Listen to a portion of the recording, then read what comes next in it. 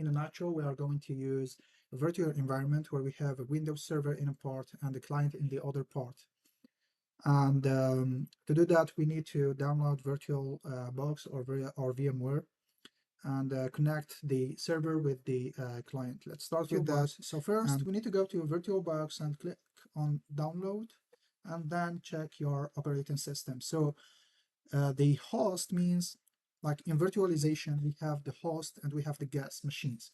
So the host machine is the machine that contains the actual hardwares, and the guest machine or the virtual machine or the virtual operating systems that we will build on the host machine. So it's similar, like you have a house and you are the host of the house or the host of the party, and then you invite some people come to your home, and then they will use some tools or some things that you have at home. For example, they use part of utensils, plates, chairs, table, and sofa, etc. So bring it here, yeah, and then hit next, accept, next, yeah, hit next, and yes, these dependencies, Python. Okay, create start menu, create shortcut on the desktop, create shortcut in the quick launch. So you won't need all these. So register file associations. Okay, hit next and install.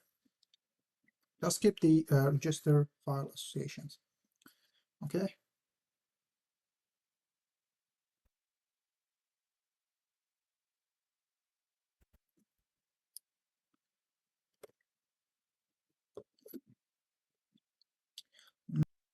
Here you have a machine to new and add other machines.